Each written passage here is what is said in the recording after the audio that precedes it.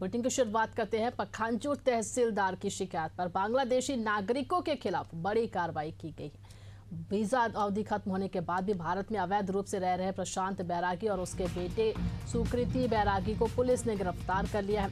दोनों ने फर्जी दस्तावेजों के जरिए जन्म प्रमाण पत्र बनवाने की कोशिश की थी। पुलिस ने दस्तावेज जब्त कर आरोपियों को जेल भेज दिया। दोनों मूल रूप से बांग्लादेश के खुलना जिले के निवासी हैं।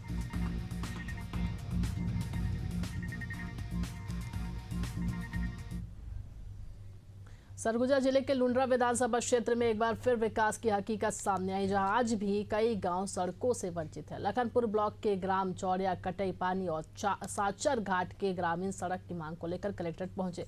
खराब हालतों के चलते मरीजों को चारपाई में अस्पताल ले जाना पड़ता है। ये समस्या है कि गांव में सड़क नहीं है, स्कूल जाने के लिए परेशानी, मरीज लेने के लिए परेशानी। मरीज कोई अगर बुखार हो तो उसको झेलगी झुआ खाट में सब डोब के 5 किलोमीटर पैदल दूर जाना पड़ता है। उतना तक आदमी मर जाएगा तो क्या मतलब है। इसीलिए हम लोग सड़क का निर्माण लेके आए थे कि सड़क बने, हम लोग का गाँव में कुछ सुविधा एम्बुलेंस जाने का। नहीं, स्वाभाविक है। जो विधानसभा क्षेत्र मेरा लुंड्रा है वो जंगल पहाड़ों से घिरा हुआ है और ऐसे दूरस्थ अंचल हैं जहाँ लोग रहते हैं। वहाँ दिक्कतें तो है, सड़कों की दिक्कत है, पुलियाओं की दिक्कत है, बाकी और समस्याएं, बहुत सारी समस्याएं भी है। लेकिन अब प्रयास है कि उस तरह से जैसे क्षेत्र का भौगोलिक स्थिति है उसमें उनकी बसाहटों तक सड़कों का पहुंचना या आवागमन होना या अन्य सुविधाएं जो भी हम दे सकते हैं शासन की योजनाओं के अंतर्गत और व्यक्तिगत रूप से भी प्रयास करके उनका वहां तक उनके निस्तार की व्यवस्था के लिए प्रयास कर रहे हैं। छत्तीसगढ़ में जीएसटी उत्सव को लेकर सियासी घमासान तेज हो गया। पूर्व मंत्री अमरजीत भगत के तंज पर लुंड्रा विधायक प्रमोद मिंज ने पलटवार करते हुए जीएसटी को जनता के लिए राहतकारी बताया। उन्होंने कहा कि अब 17 टैक्स की जगह सिर्फ 3 टैक्स स्लैब है और कई उत्पादों पर टैक्स भी घटा है।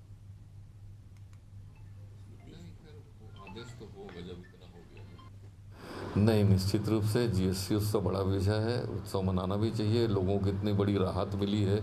नरेंद्र मोदी जी ने इतना बड़ा रिफॉर्म किया, जब से प्रधानमंत्री बने तब से वो ऐसी चीज़ों का रिफॉर्म कर रहे हैं, नए चीज़ें समय और आवश्यकता के अनुसार, जो कांग्रेस कभी नहीं करी, ना कल्पना करी कि इस तरह की चीज़ों को वो सुधार के रूप में काम करें।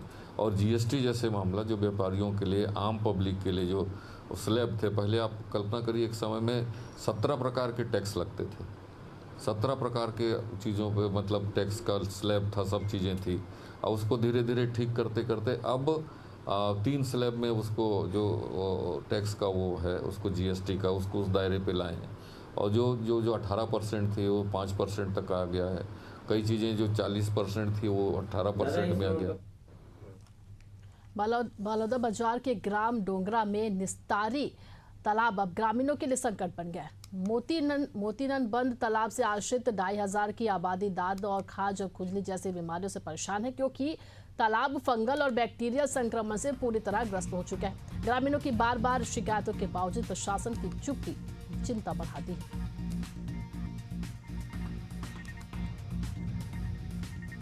तालाब में पानी की मतलब बहुत परेशानी है। इसमें हमेशा शरीर पे जैसे छिबला रोग, चाहे पीने वीने के लिए बहुत ही मतलब वैसे पीने का इस्तेमाल नहीं करते हैं और दांत खुजली वाला सब हो जा रहा है। और जो वो है बोर भी में मतलब उतना पीने लायक पानी नहीं है उसको, लेकिन मजबूरी हमारे पास कुछ साधन ही नहीं है। एक तालाब का पानी और दूसरा बोर का पानी, अब जो भी गंदा है उसे पीना है, हमारा मजबूरी है, कोई दूसरा उपाय नहीं है हमारे पास। यहीं का प्रॉपर निवासी हूँ। आज ये तरिया की स्थिति ऐसे बदतर हो गई सर, ये तरिया का लगभग 25 एकड़ में फैला हुआ है और ये पानी जो है निस्तारी योग्य नहीं है। लेकिन हम लोग के पास और तीसरा निस्तारी योग्य लिए कोई तालाब ही नहीं है। 2 तालाब और हैं, वो छोटे छोटे हैं, बरसाती सीजन में पानी रहता है, उसके बाद वो गर्मी सीजन में सूख जाता है। तीसरा विकल्प हमारे पास नहीं है और पानी ऐसी स्थिति में पहुंच चुका है सर, तो उसको उपयोग करने के लिए कोई भी सलाह नहीं देते हैं डॉक्टर वाक्टर, लेकिन हम जाए तो जाए कहाँ।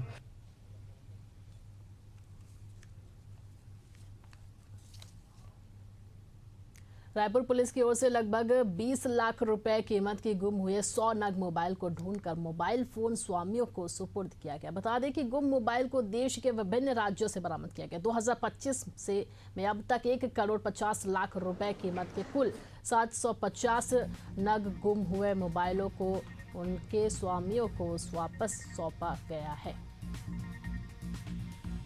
रायपुर पुलिस द्वारा आज फिर से लगभग 100 मोबाइल जो गुमे हुए थे उनको रिकवर करते हुए आज लोगों तक दिया जा रहा है। जो 100 नग मोबाइल जो गुमे हुए थे उसकी कीमत लगभग 20 लाख रुपए है। इस अभियान के पहले भी पुलिस द्वारा लगातार गुम मोबाइल को खोजते हुए लगभग 1.5 करोड़ रुपए के मोबाइल को अब तक रिकवर करके उनके मालिकों तक पहुंचाने का काम किया है। इसके माध्यम से जहां भी जिसको मोबाइल कहीं भी अगर किसी के द्वारा गुमता है तो ग्रेटर नोएडा के India expo centre and mart में यूपी इंटरनेशनल ट्रेड शो का आगाज हो गया। ग्रेटर नोएडा में हो रहे इस ट्रेड शो में प्रदेश के उद्यमियों को वैश्विक मंच मिलेगा। पीएम नरेंद्र मोदी ने यूपी इंटरनेशनल ट्रेड शो का उद्घाटन किया और उनके साथ सीएम योगी आदित्यनाथ भी मौजूद रहे। Uttar Pradesh international trade show का उद्घाटन हुआ। यह ट्रेड शो 29 सितंबर तक चलेगा और इस दौरान उत्तर प्रदेश को निवेश के पद पर आगे ले जाने वाले और उत्तर प्रदेश में बने प्रोडक्ट को वैश्विक मंच पर प्रमोट करने के लिए मंथन होगा। इस समारोह में आपको बता दें कि 50 देश के 550 से अधिक बायर्स भाग ले रहे हैं। देखिए इसी पर ये रिपोर्ट। ग्रेटर नोएडा के India expo centre and mart में यूपी इंटरनेशनल ट्रेड शो का आगाज हो गया। ग्रेटर नोएडा में हो रही इस ट्रेड शो में प्रदेश के उद्यमी को वैश्विक मंच मिलेगा। पीएम नरेंद्र मोदी ने यूपी इंटरनेशनल ट्रेड शो का उद्घाटन किया और उनके साथ सीएम योगी आदित्यनाथ भी मौजूद रहे। Uttar Pradesh international trade show का उद्घाटन हुआ। यह ट्रेड शो 29 सितंबर तक चलेगा और इस दौरान उत्तर प्रदेश को निवेश के पद पर आगे ले जाने, उत्तर प्रदेश में बने प्रोडक्ट को वैश्विक मंच पर प्रमोट करने के लिए मंथन होगा और इस समारोह में 50 देश के 550 से अधिक बायर्स भाग ले रहे। इसी पर देखिए ये रिपोर्ट।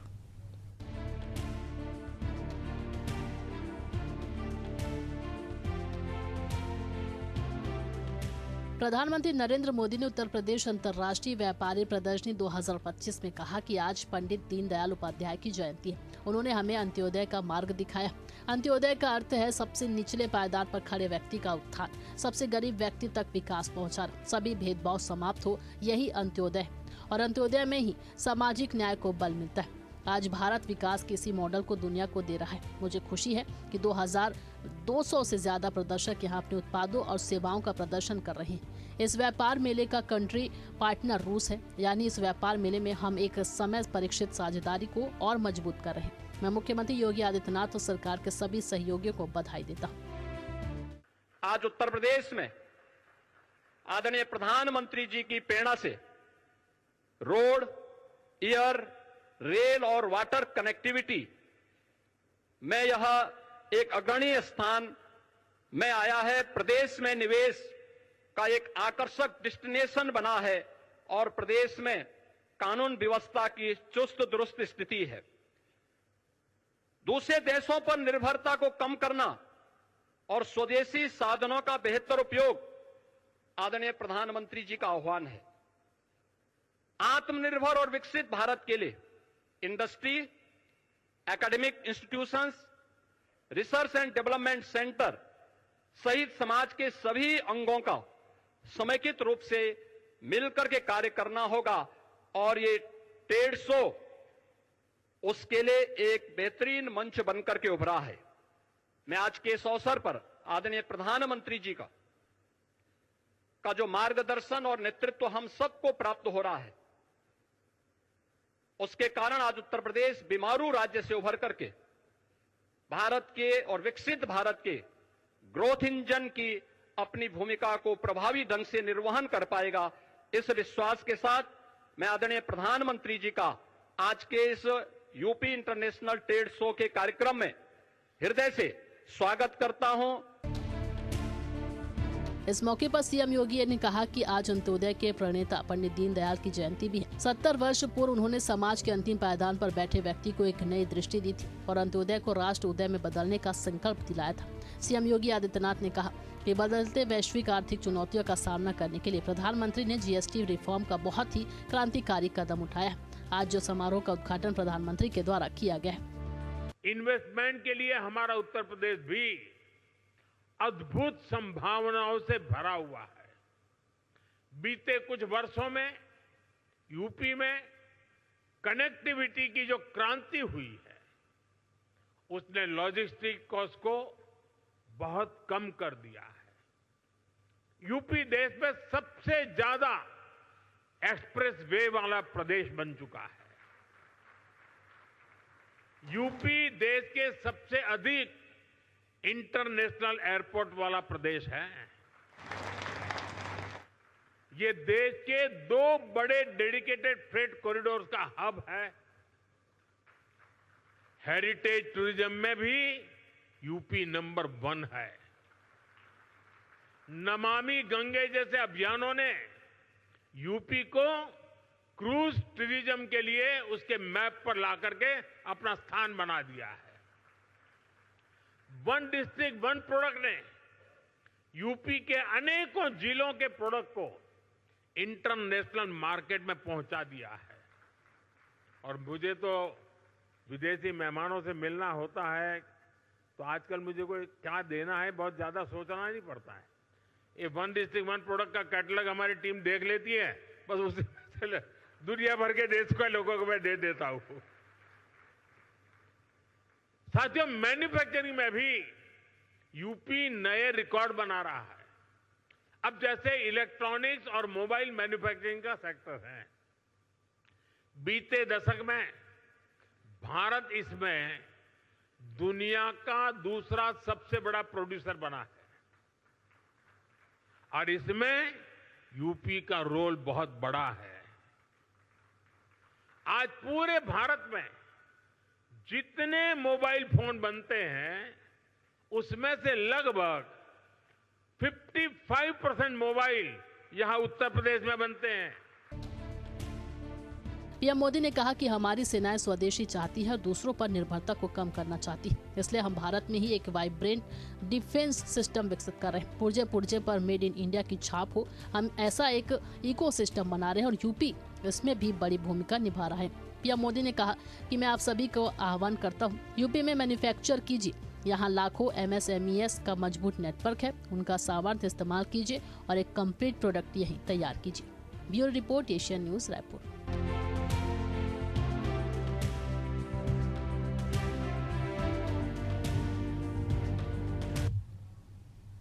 देश में सड़क संपर्क को बेहतर बनाने और आर्थिक विकास को बढ़ावा देने से उद्देश्य से केंद्र सरकार ने ड्रीम प्रोजेक्ट के रूप में भारतमाला परियोजना लॉन्च की और जिसके तहत छत्तीसगढ़ में करीब 900 किलोमीटर सड़कों पर निर्माण और संधारण होना है, जिसमें रायपुर विशाखापट्टनम 4 लेन सड़क प्रमुख रूप से शामिल है। लेकिन छत्तीसगढ़ में प्रोजेक्ट के लिए अधिग्रहित जमीन में मुआवजा घोटाले के गंभीर आरोप लगे हैं, जिसकी उच्च स्तरीय जांच के लिए राज्य सरकार ने विधानसभा में ACB और EOW की जांच का ऐलान किया था।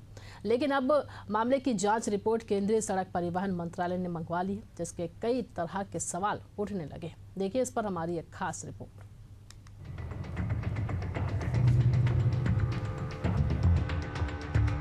भारतमाला प्रोजेक्ट मुआवजा घोटाला।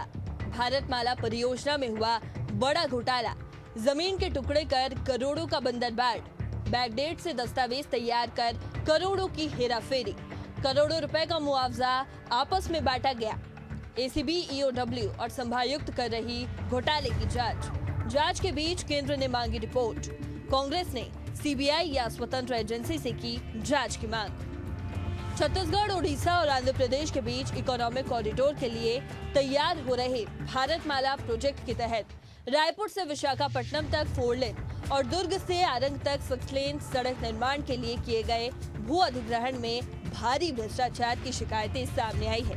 क्या नेता, क्या अधिकारी और क्या रसूखदार, सबके नाम इस घोटाले में सामने आए हैं।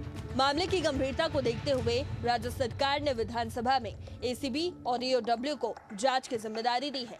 साथ ही भू अर्जन मुआवजा प्रकरणों की जांच का जिम्मा रायपुर संभायुक्त को सौंपा गया है, जिस पर नए सिरे से दावा आपत्तियों की जांच के लिए अपर कलेक्टरों की अध्यक्षता में 4 अलग-अलग टीम बनाई गई है, जिसमें से 3 ने रिपोर्ट सौंप दी है। इसी बीच केंद्रीय सड़क परिवहन मंत्रालय की मांग पर पूरी जांच रिपोर्ट भेज दी गई है, तो वहीं प्रदेश के राजस्व मंत्री टंकराम वर्मा ने 2 टूक दी है। देखिए, भारतमाला प्रोजेक्ट पे जब से हमने विधानसभा में घोषणा किया था कि पूरी कार्रवाई होगी जहाँ से ये परियोजना गुजरी है, और जितने लोग उसमें इन्वॉल्वमेंट हैं, चाहे वो अधिकारी हों, नेता हो, दलाल हो, कोचिया हो, कोई भी हो, सबके ऊपर कार्रवाई होगी। और आप सब देख रहे हैं कि लगातार उस पर कार्रवाई हो रही है, नए नए लोग आ रहे हैं, नए नए प्रकरण खुल रहे हैं, तो उस पर कार्रवाई पूरी होगी। केंद्र सरकार के इस ड्रीम प्रोजेक्ट पर जिस तरह से भ्रष्टाचार के दाग लगे और केंद्र ने जांच की रिपोर्ट मांगी है, अब इसके कई मायने निकाले जा रहे हैं। इसी बीच कांग्रेस ने पूरे मामले पर सरकार पर तंज कसते हुए कहा कि कांग्रेस ने पूर्व में भी इसकी जांच सीबीआई से कराने की मांग की थी, क्योंकि इस घोटाले में राज्य और केंद्र के भी कई अधिकारी शामिल हैं। भारतमाला परियोजना में किसानों से जमीन ले ली गई, लेकिन उनके मुआवजा में भारी गड़बड़ियां की गई हैं, घोटाला किया गया है, और इसमें भाजपा से जुड़े हुए बड़े नेताओं की बड़ी भूमिका है और अधिकारियों की मिलीभगत है। इन घोटालेबाजों को बचाने के लिए पूरे मामले में लीपापोती का प्रयास किया जा रहा है, रिपोर्ट को दबाया जा रहा है, और अगर केंद्र सरकार अब रिपोर्ट मांग रही है तो उम्मीद की जा रही है कि इसमें घोटाले करने वाले जो लोग हैं, जो घोटालेबाज भाजपा के नेता हैं, अधिकारी हैं, उन पर कार्रवाई होगी, किसानों के साथ न्याय होगा, किसानों को उनके मुआवजा की राशि मिलेगी, और निश्चित तौर पर भाजपा सरकार मतलब भ्रष्टाचार ही होता है। भारतमाला प्रोजेक्ट में पहले करोड़ों रुपए का भ्रष्टाचार, फिर एसीबी, ईओडब्ल्यू सहित भू अर्जन मामले में संभायुक्त की जांच का ऐलान, और अब केंद्र की ओर से जांच रिपोर्ट लिए जाना सियासी सहित प्रशासनिक गलियारों में चर्चा का विषय बन गया है कि आखिरकार जांच की आंच पर कहां फांस अटकी हुई है और जांच में देरी की वजह आखिर क्या है।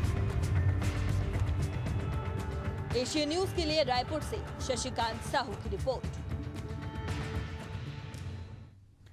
छत्तीसगढ़ के बहुचर्चित 3200 करोड़ के शराब घोटाले में अब सुप्रीम कोर्ट ने भी सख्ती दिखाई है। कोर्ट ने ईओडब्ल्यू और ईडी को तय समय सीमा में जांच पूरी करने के निर्देश दिए, और इस घोटाले में कांग्रेस शासनकाल के कई बड़े नाम सलाखों के पीछे। वहीं कोर्ट के आदेश के बाद प्रदेश में सियासी पारा भी चढ़ गया। इसी पर देखिए ये रिपोर्ट।